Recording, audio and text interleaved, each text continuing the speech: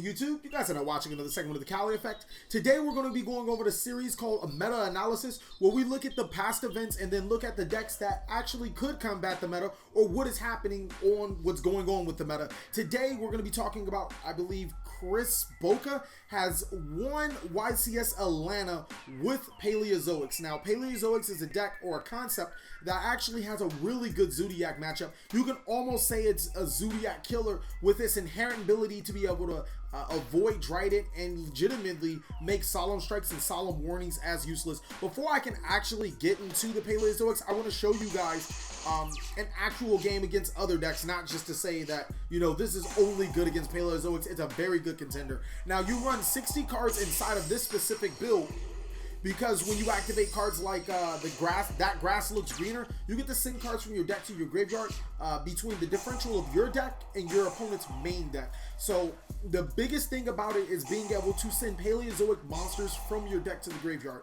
Their effects trigger when they're in the graveyard and trap cards activate to special summon themselves as level 2 monsters. They also have regular traps effects, but the most important thing is to get said monsters into the graveyard.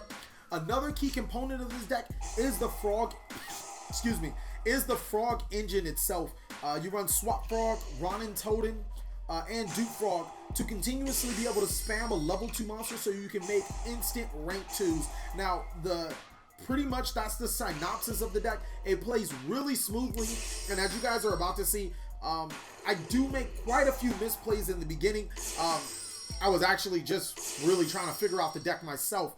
It's a very, I wouldn't say, actually, it's not even really a complicated deck. It's just a deck that does have a bit of a learning curve when you try to play it. He's going to go ahead and make Utopia Lightning. I'm going to negate it with Breakthrough Skill and get off my Totally Awesome. When Totally Awesome is sent to the graveyard, you can add one water monster from your graveyard to your hand. And also during your standby phase, it allows you to detach one material to special summon one frog monster to your side of the field. So the deck really has a lot of synergy with itself and the ability to just toolbox your graveyard for a continuous flow of monsters to be able to make any rank monster or any rank 2 monster that you want to make.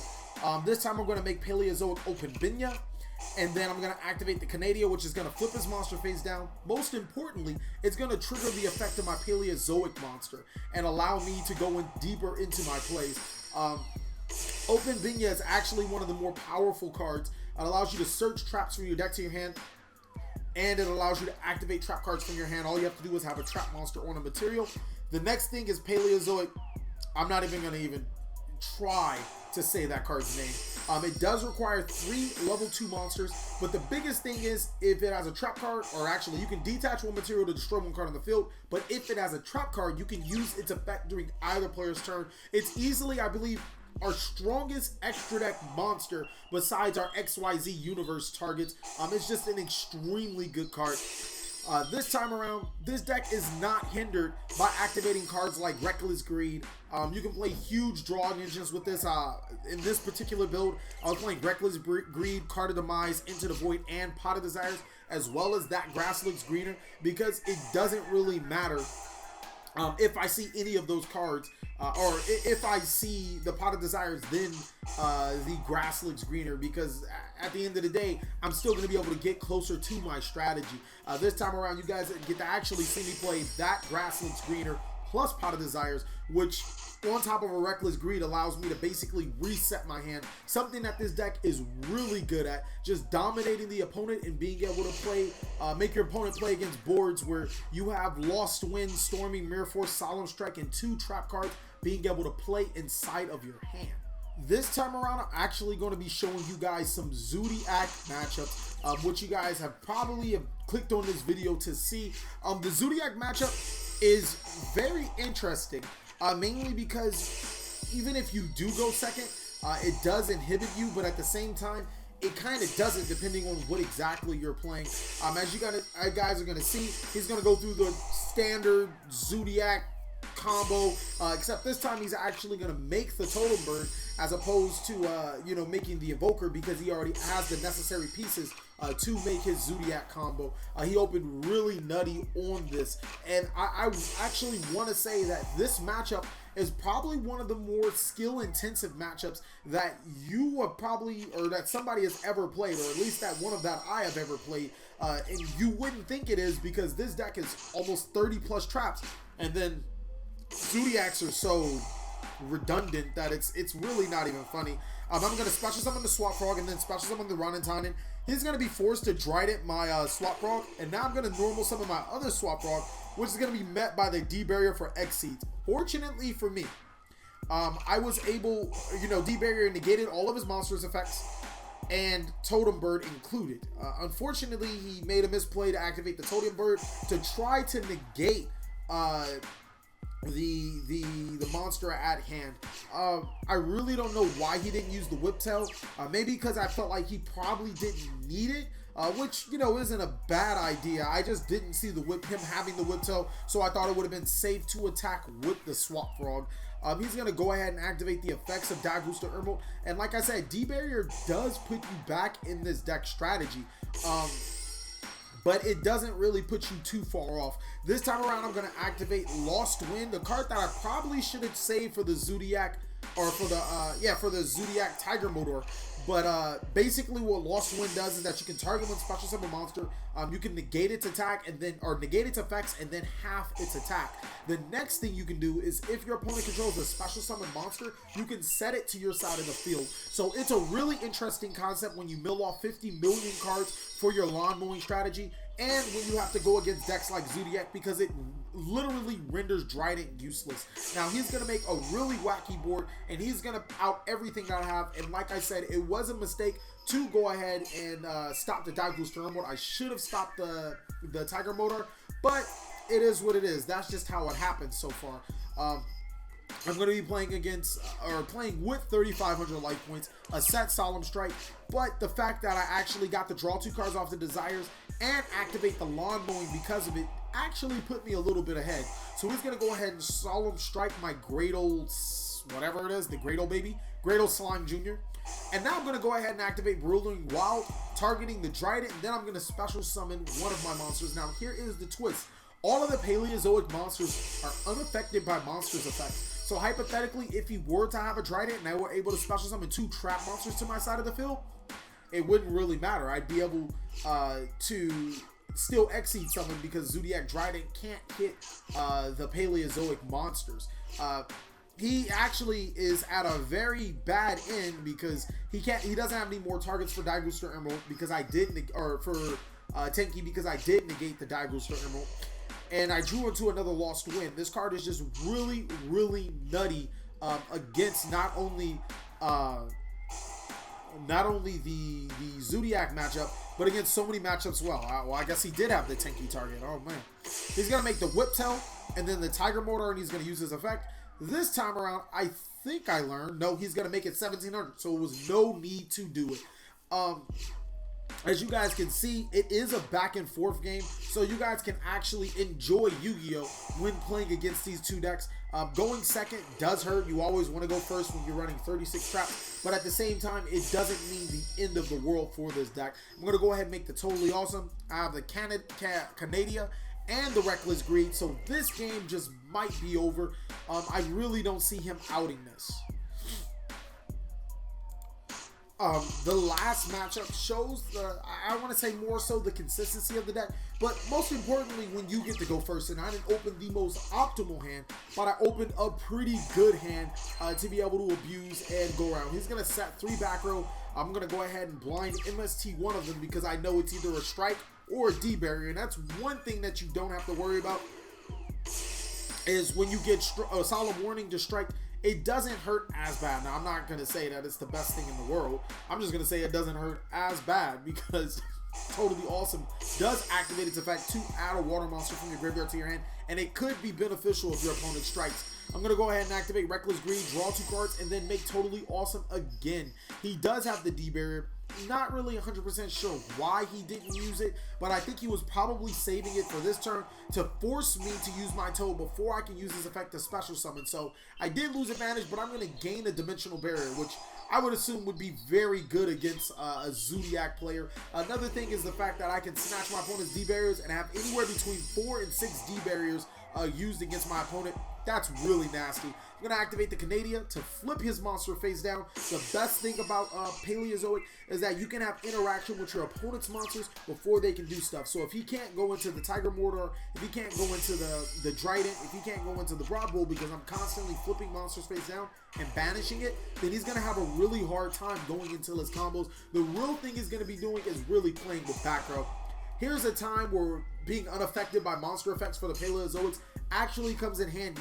He has the Zoodiac Whiptail attached to his Broad Bull, which effectively makes any of my monsters being a 1-for-1 trade-off. But since my Paleozoics are unaffected by monster effects, this gives me a prime opportunity to be able to make a big board after I attack with the Paleozoic monster. So as you guys can see, I'm going to make double Totally Awesome with the Canadian in hand as well as the Dynamicious face down. It's going to be really nasty for him. He's going to Night Beam, and he knows it's the Paleozoic, or I'm sorry, the Dimensional Barrier, but it's not really much else he's going to do. He's going to activate the Chalice. It's really hard. Like I said, this deck is extremely good at fighting against Zoodiac because of its immunity to a lot of the properties that Zoodiacs bring. Now, I'm pretty sure you guys are going to want to see a deck profile, so let me hurry up and take you guys to said deck profile. Alright, for the deck profile, we get really simple. We run 3 copies of Swap Frog. This card is going to send water monsters or level 2 aqua type monsters from our deck to our graveyard. Very pivotal for the strategy. 3 copies of Ronin Toaded. This card allows us to special summon itself by banishing a frog monster. 3 copies of Duke Frog. This card creates a soft lock while 2 of these are on the field, preventing the opponent from attacking. Also, when it's sent to the graveyard, you have to have 1 frog card, which is Swap Frog, from your deck to your hand. 3 copies of Gradle Slime Jr.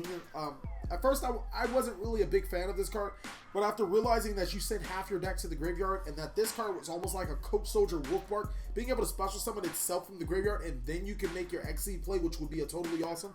Also, when you send all 3 of them to the graveyard and make your Totally Awesome and you run out of your frog targets, he's probably the card you're going to want to add to your hand. 3 copy of That Grass Looks Greener. Most pivotal card, the reason why we run 60 cards. 3 copies of Pot of Desires because we don't always see that grass is greener. We'll need to be able to draw additional cards. 3 cards of Card of Demise. First of all, it is an easy side out. Secondly, it is amazing going first. The only thing that hinders you if you draw 3 copies of Swap Frog, which or any of your 3 copies of Swap Frog, which are running 60 cards. So the odds of you being able to open a Swap Frog and a Card of Demise are pretty low. And then you just decide to special summon with your Swap Frog and make the Totally Awesome play as opposed to using the Card of Demise. So it's okay. 3 copies of Into the Void. It gets us closer into our combo pieces. It also allows us to send our Trap Paleozoic cards from our hand to our graveyard. It's really very free. 2 copies of Paleozoic Leciola. It targets one of your banished cards, returns it to the graveyard, so it returns any of our frog targets or any of our trap cards that have been banished to the graveyard for further use. It also special summons itself as a monster. 2 copies of Stormy Mirror Force, really good against Zoodiac, also really good against clearing board threats. 2 copies of XYZ Universe. Now, this is another awesome card against Zoodiac, mainly because you get to use their Trident and their Broad Bull or Trident and their Emerald to make a card in our extra deck, which will be very good against them. 2 copies of Paleozoic Pacaya. You could actually drop this card down to 1. What it does is you discard 1 card, draw 2 cards, or 1 Paleozoic card. Off the top of your head, you think it's an awesome card, and then you realize you can't always get it off. 3 copies of Paleozoic Olinoidus. It's basically the MST. 3 copies of Threatening Roar. We play this card over Waboku because when our opponent has a Zoodiac monster equipped with a Trident, it does not matter for your frogs. They'll still be able to attack into it. 3 copies of Reckless Greed. This card is really nasty. It lets us set up extra plays. It also allows us to trigger our Paleozoic cards. 3 copies of Paleozoic Dynamicious. Target 1 face-up card on the field. That is the cost. Discarding 1 card to banish it is the resolution of its effect, so it's a really good card. 3 copies of Paleozoic Morella. Easily the best Paleozoic. It allows us to send other trap cards to the graveyard. Something like Lost Wind. Now, this card is amazing. Like I said, target a face-up special summon monster. It does not have to be from the extra deck. As long as it's special summon, this card works. Its effects is negated and its original attack does half Also, when it's in the graveyard, you can set it to your side of the field, but banish it when it leaves the field. Works really good with the Paleozoic Lecciola, and it also works really well with Paleozoic Morella. So we run 3 copies. 1 copy of Breakthrough Skill, which I would probably drop a Gamma Seal for at least a 2nd copy, because this card can be pivotal in so many different ways. It's just a really good card. 3 copies of Dimensional Barrier, because we don't want our opponents to play Yu-Gi-Oh! 3 copies of Paleozoic Canadia. This card flips a face-up monster face down. Easily one of the better Paleozoics again. Then 2 copies of Solemn Strike, 1 copy of Solemn Warning. For the extra deck, I'd probably run the Diagusto